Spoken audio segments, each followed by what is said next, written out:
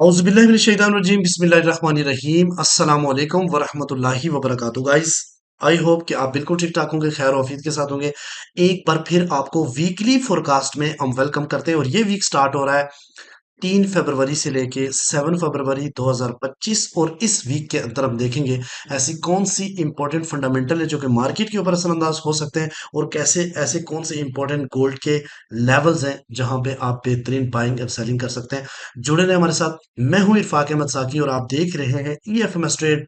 मिलते हैं इस ब्रेक के बाद।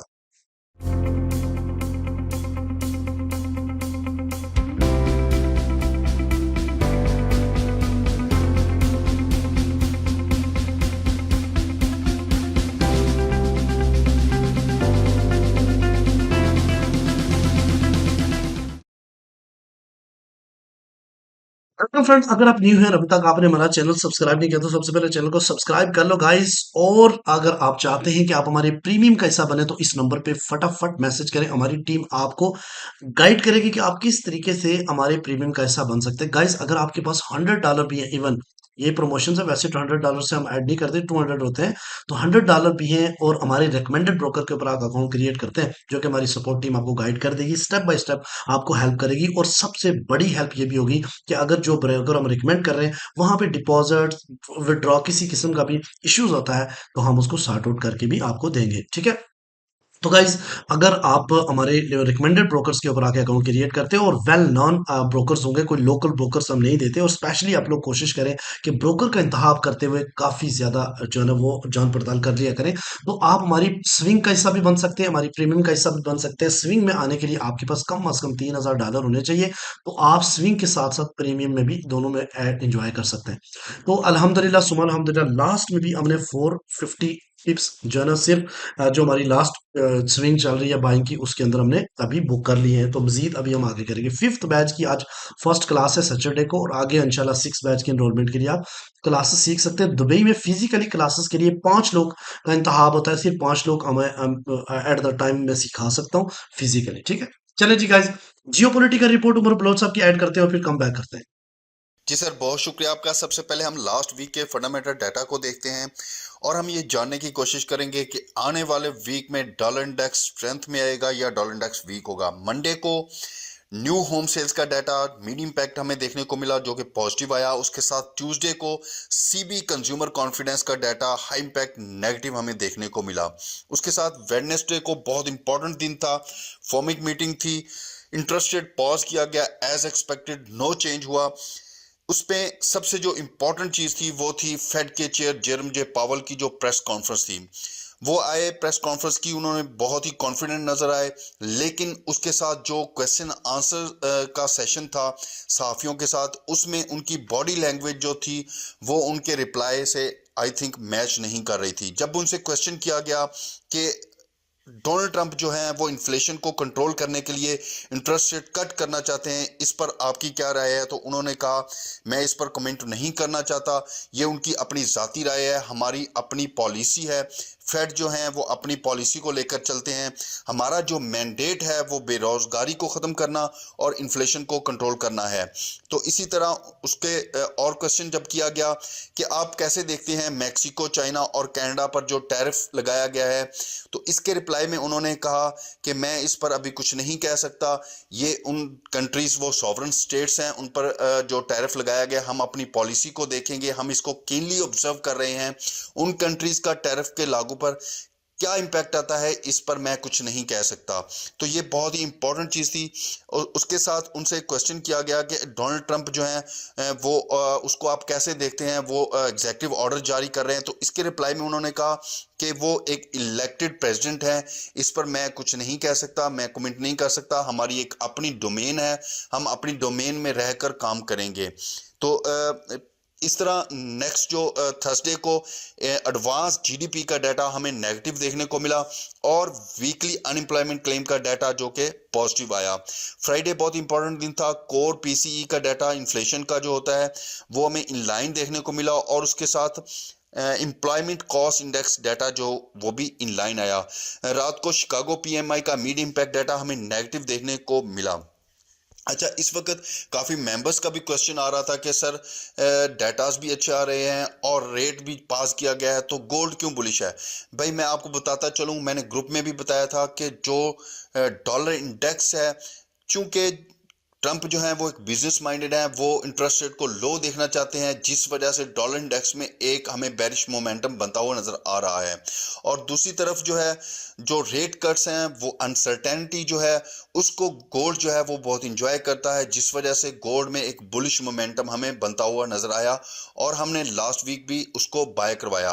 वॉर्स भी थम चुकी हैं, हमास और इसराइल वॉर जो है उसमें सीज फायर हो चुका है, उसके बावजूद गोल्ड बुलिश है। इस वक्त जो हॉस्टेजेस की एक्सचेंज है वो चल रही है हमास और इसराइल के दरमियान। दूसरी तरफ अगर हम रशिया और यूक्रेन वॉर को देखें तो वो उसमें भी कदरे कमी नोट की गई है। ट्रंप भी कह चुके हैं कि मैं अपना रोल प्ले करूंगा और जो रशिया यूक्रेन वॉर है वो उसको रुकवाऊंगा, और ये तो आने वाला वक्त बताएगा। इस वक्त अगर हम देखें तो प्यूटन और जो यूक्रेनियन प्रेसिडेंट है वो भी इसका इजहार कर चुके हैं कि ये वॉर रुकवाने के लिए वो एग्री हैं। तो जुड़े रहें हमारे साथ, बहुत शुक्रिया आपका। अस्सलाम वालेकुम। Welcome friend. फ्रेंड यहाँ पे अगर आप देखें तो फरवरी 3 से लेके 7 फरवरी 2025 मोस्ट इंपोर्टेंट टाइम फ्रेम। आने वाले टाइम में काफी ज्यादा एग्रेसिव, इससे प्रीवियस वीक मैंने आपको बताया था काफी ज्यादा एग्रेसिव रहेगा, और मार्केट की मूव भी आपको लास्ट वीक में बताई थी। तो मंडे को जो है ना वो आईएसएम मैन्युफैक्चरिंग का डाटा, पीएमआई का डाटा है। उसके अलावा अगर हम ट्यूसडे की बात करें तो जॉब ओपनिंग का डाटा है। वेनसडे को ADP non farm change employment का डाटा है, आईएमएफ पीएमआई का डाटा, क्रूड ऑयल इन्वेंटरीज।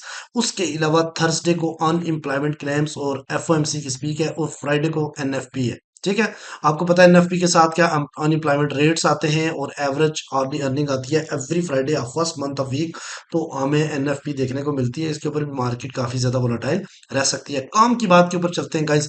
सबसे पहले मैं आपको बताता चलूं, हर दिन मंडे को छोड़ के हर दिन हमें पता होता है कि ओपन इंटरेस्ट किस डायरेक्शन में होता है, और उसी डायरेक्शन में अल्हम्दुलिल्लाह सुम्मा अल्हम्दुलिल्लाह हम लोग ट्रेड प्लान करते हैं। तो गाइस 28 जनवरी 2025 को अपडेट हुई है, रिसेंटली अपडेट हुई है। ये आपके पास सीओटी रिपोर्ट्स जिसका कोड है 088691, और इस कोड्स के मुताबिक अगर हम बात करते हैं तो नॉन कमर्शियल स्टील जो है ना वो ऐड हो रहे हैं बुलिश की साइड पे। और यहाँ पे देखें तो शार्ट में भी ऐड हुए हैं, क्योंकि हम मार्केट ज़ाहिर है ऑल टाइम हाई के आसपास है। तो 58.6% अभी तक जो है ना वो लॉन्ग में पोजीशन बनाए बैठे हुए हैं। तो यहाँ पे अगर बात करते हैं तो सिर्फ 6100 का के लगभग ओपन इंटरेस्ट इंक्रीज हुआ है, और इस वक्त जो है ना 5,77,505 तक जा पहुंचा है। तो आने वाले टाइम में कहाँ से हमें बाइंग की अपॉर्चुनिटी मिलेगी, क्या हर बंदा ये देख रहा है कि क्या गोल्ड क्रैश होगा, इसके ऊपर भी हम बात करेंगे। और फिर उसके बाद आते हैं अपने टेक्निकल की तरफ। ठीक है जी गाइज, यहाँ पे आपने बात को समझना है। मैंने लास्ट वीडियो एक बनाई थी, अभी एक शॉर्ट वीडियो भी आपके सामने लास्ट प्रेडिक्शन के नाम से बनाई है, उसको देखिएगा। एग्जैक्टली जैसा मैंने पिछले वीक की वीडियो में जाके बताया था। अगर नहीं तो ये वीडियो पड़ी हुई है, आप जाके जरूर देखिएगा। और सिर्फ 5 मिनट देख लें तो आपको अंदाजा हो जाएगा कि जो जो चीजें मैंने बताई उसके अकॉर्डिंग मार्केट जो है ना वो मूव हुई है। चलें, सबसे पहले हम चलते हैं डीएक्सवाई के ऊपर। तो गाइस डीएक्सवाई को सिर्फ H4 के ऊपर मैं आपको एनालिसिस करके दूंगा। यहाँ मार्केट ने एक चेंज ऑफ करेक्टर क्रिएट किया है 108.2 का, और यहाँ पे अगर क्लोजिंग ऊपर हो चुकी है और अगर प्रॉपर एक कैंडल होल क्लोज करती है, ब्रेक ऑफ स्ट्रक्चर मार्केट बनाती है 108.5 से अबव का, तो फिर जो है ना market again bullish trend continue कर सकती है। इस वक्त इसका दो ही जगह, या यहीं से मार्केट अपसाइड की तरफ मूव कर सकती है, या फिर अगर थोड़ा सा रिट्रेस लेती है तो 107.9 और 107.7 के आसपास एरिया से बाइंग आपको आने वाले टाइम में मिलेगी। डीएक्सवाई आने वाले वीक में आपको लाजमी एग्रेशन शो करता हुआ दिखाई देगा। अच्छा, अब चलते हैं जनाब। लेकिन इसका गोल्ड के ऊपर कोई दूर दूर तक का कोई खास फर्क नहीं पड़ना, क्योंकि ये दोनों सेफ हेवन है, डॉलर भी और जो है ना गोल्ड भी। तो इसलिए जो है ना दोनों के अंदर इन्वेस्टमेंट दबा दबा के हो रही है इस टाइम। ठीक है, अच्छा चलें जी, गोल्ड के ऊपर चलते हैं। थोड़ी सी तवज्जो आपकी चाहिए होगी, कोशिश करूंगा शार्ट और इंपॉर्टेंट बात ही आपको बताऊं आज के दिन। ठीक है, क्योंकि मुझे खुद भी बड़ी जल्दी है आज। अच्छा, ये आपके सामने मंथली चार्ट है गोल्ड का। गाइस, मंथली कैंडल क्लोज हुई है एक स्ट्रॉन्ग किस्म के बुलिश कैंडल्स आपके सामने जो है ना वो क्लोज हुई है लास्ट। जैसे कि आपको पता है कि ये मंथ जो है वो जनवरी का, इस मंथ में अगर हम गोल्ड की मूव का जायजा लेंगे तो गोल्ड जो है ना वो ऑलमोस्ट 2609 से चलता हुआ जनाब ऑल टाइम हाई ब्रेक करने में कामयाब हुआ। और कितना ब्रेक हुआ जी आपको अच्छी तरह पता है कि मार्केट कम अज कम $218 मूव हो चुकी है। ठीक है, ये दो 2100 पिप्स तक मार्केट खाली एक महीने में मूव हुई है और एक स्ट्रॉन्ग किस्म की बुलिश इनगल्फिंग देखने को मिली है। तो गाइस यहाँ पे एक अगर मंथली बुलिश इनगल्फिंग बनती है जो कि काफी टाइम के बाद जो है ना वो देखने को मिली है, तो यहाँ पे गाइस अगर आप देखो तो क्या हो सकता है, ये आप ये पुल बैक और ये अगेन आप यानी मार्केट पुल बैक ले चुकी है मंथली। और अगर हम इन एरिया से मार्केट जाती हुई दिखाई दे यानी 2740, 2715 और 2690, तो आप लोगों को बाइंग अपॉर्चुनिटी लेनी चाहिए 100%। अगर 2600 के एरिया पे जाती है तो भी आप बाइंग बना सकते हैं। मार्केट में अभी इतनी जल्दी सेलिंग आने वाली नहीं है। इस छोटे छोटे रिट्रेसमेंट को आप सेलिंग मत बोले। अगर $218 मूव होता है उसमें से $70 गिर जाए तो इसको आप सेलिंग थोड़ी बोलेंगे, इसको रिट्रेस बोलेंगे। ठीक है जी। मेरे नजदीक जब तक मार्केट जो है ना वो ऑलमोस्ट ऑलमोस्ट 2536 से नीचे मंथली क्लोजिंग नहीं देती तो हमें डिप बाय देखना चाहिए और टारगेट अपना 3200 या 3000 रखना चाहिए। लॉन्ग टर्म के लिए बात कर रहा हूँ। ठीक है, हमारा इंट्राडे लेते हैं और वो जाते हैं। ठीक है, अब हम आते हैं जनाब वीकली के ऊपर। तो गाइस आपको याद हो मैंने लास्ट वीक आपको कुछ बताया था, नहीं तो मैं याद करा देता हूँ। ये वाली वीडियो देखिए, मैंने आपको बाइंग का एक लेवल बताया था। बाइंग का लेवल देखें गाइस, 2736 और 2732 एग्जैक्ट मार्केट 2730 के ऊपर सपोर्ट लेके ऑल टाइम हाई मार गई। ठीक है, और ऊपर वाले ऑफ कोर्स यार ये वाला जोन इंपॉर्टेंट था, इस जगह से थोड़ी सी रिजेक्शन मेरे को खास नहीं मिली, लेकिन इस वाले लेवल ने मजा दे ही दिया 2816 और 20 का। ठीक है, क्योंकि मार्केट 2797 के ऊपर जाके खड़ी हुई है तो एटलीस्ट आपको 170 पिप्स का तो ये भी दे चुका है। तो लिहाजा ये जोन भी अल्हम्दुलिल्लाह हमारे वीकली चले। इस वक्त जो सीपी मार्केट का है वो 2797 के ऊपर मार्केट रुकी है। स्ट्रक्चर को थोड़ा सा हम समझने की कोशिश करते हैं। यहाँ पे देखें तो इसका मार्केट का जो लो था 2730 वीकली, और हाई जो है ना वो 2817 लग चुका है। ठीक है, तो अब हम क्या कर सकते हैं कि अगर इस वीक में चूंकि ऑल टाइम हाई से ऊपर मार्केट की वीकली क्लोजिंग हुई है तो यहाँ पे थोड़ा बहुत तो मार्केट टफ टाइम देगी उन सब लोगों का जो नीचे सेल लगा के बैठे हुए हैं। This is a panic situation create हुई है, तो मार्केट बार बार यहाँ आएगी, बार बार अप जाएगी, बार बार आएगी, आखिर इसको तोड़ेगी जरूर। नीचे वाली साइड पे बेहतरीन जो सेफ हेवंस में समझता हूँ बाइंग का, वो 2740 और 60 के एरिया से ही है। ठीक है, तो यहां से बस यही है कि आप बाइंग स्कैल्पिंग कर सकते हो। तो लेवल्स आप नोट कर लें, 2760 और 56, 2758 और 24 और 2704 और 2700 का एरिया, ये डिमांड आने वाले टाइम में आपके लिए है। सेलिंग की बात की जाए तो भाई ये वाला तो एरिया है ही है, 2817-20 इसको टच करके आई है। इसके ऊपर मेरे नजदीक एक्सपेक्टेड फेबोनाची लेवल 2850 भी एक्सपेक्टेड है। ठीक है जी। अब हम चलते हैं जनाब डेली के ऊपर और डेली में देखते हैं क्या बनता है जी। डेली के ऊपर यहाँ पे देखें तो मार्केट आपके सामने एक अपसाइड असेंडिंग चैनल बना के मूव कर रही। ठीक है, एक मिनट दीजिएगा। तो गाइज यहाँ पे सिचुएशन क्या है कि मार्केट ने डेली के ऊपर भी बुलिश इनगल्फिंग बनाई। ठीक है, ये मैंने बात बताई थी फ्राइडे को, पहले बन गई थी। यहाँ पे देखें तो मार्केट ने एक हाई स्पाइक किया। ठीक है, और हाई लगा के दोबारा नीचे की तरफ, लेकिन क्लोजिंग अगर ये रेड में होती तो मोर मजा आता और इसके बाद वाली कैंडल थोड़ा सा और नीचे आती।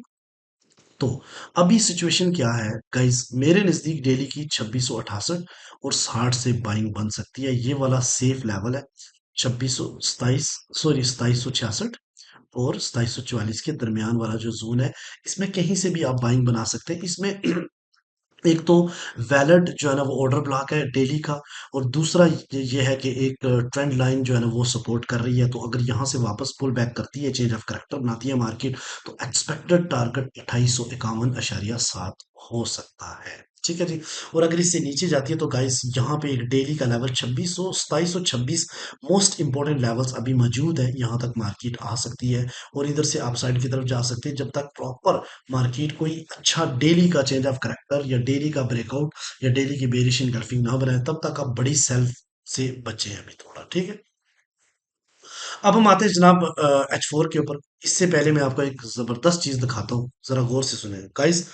वीडियो भी आपने देख ली होगी, रिमाइंड भी आपको करवा देता हूँ। लास्ट में मैंने आपको क्या बताया था कि मार्केट हायर हाई बनाने के बाद हाई लो इसको ब्रेकअप स्ट्रक्चर किया, प्रोजेक्शन से पहले गिर गई, गिरने के बाद इस जगह से इसको उठना चाहिए था, उठी मार्केट, ऐसा कि नहीं उठी, फिर गिर गई, ठीक है। क्योंकि जितना गिरी थी उसका लेवल्स लेके वापस गई, और यहाँ पे मार्केट जहाँ चेंज ऑफ करेक्टर बनाना था वहीं से मार्केट यहाँ रेंज करने लगी। रेंज करने के बाद मार्केट ने सपोर्ट लेके इन्हीं एरिया से, ये जो 2734 का एरिया मैंने बताया था, 2744 का एरिया मैंने बताया था, 2754 के एरिया मैंने लॉन्ग टर्म के लिए बाइंग बताई थी, वो बाइंग लेके मार्केट का गोल्डन लेवल एक्सेप्ट होकर मार्केट ने एक बार फिर ऑल टाइम हाई लगा दिया है। अब क्या हो सकता है गाइस, यहाँ पे सिचुएशन क्या है? आपको नजर आ रहा है H4 के ऊपर बेरिश एंगल्फिंग, ठीक है। वेरी गुड, नजर आ रहा है, बहुत अच्छी बात है। तो यहाँ पे एक्सपेक्टेड क्या हो सकता है, मैं वहां पे आपको अलग भी चार्ट ड्रा किया हुआ है, थोड़ा सा समझा देता हूँ कि मार्केट ने हायर लो, फिर हायर हाई और फिर हाई लो की तरफ अब आएगी मार्केट, तो आप एक्सपेक्ट रखें कि मार्केट एक बार माइट बी पॉसिबल, यहाँ ये वाला जो जोन है ना, मैं जिसको मार्क करने लगा हूँ, ये वाला एरिया, ये ये जितना भी एरिया ना, ये इतना जल्दी मार्केट नहीं छोड़ेगी। क्यों? कि इससे नीचे बहुत ज्यादा लोग सेल में फंसे हुए हैं, और मार्केट बार बार इस जगह से आपको अप साइड की तरफ जाती है, और फाइनल अगर ड्रॉप होती है तो फिर सेफ आपकी बाइंग जो है ना वो 2760 और 44 के एरिया से है। यहाँ पे मैं आपको समझाना समझ चाहूंगा। या गाइज यहाँ पे देखें तो बेरिश इनकल्फिंग बनी, तो ऑफ कोर्स यहाँ पे ये सेलिंग जोन आपके सामने रिट्रेस होके भी इस एरिया से आप सेलिंग देख सकते हो, ठीक है। यानी 2802 से लेके 2817 के दरम्यान में सेलिंग एरिया, या अपना बाय प्रॉफिट बुक कर सकते हैं, बट बाइंग का प्रेशर स्टिल अभी भी 60% से ऊपर है।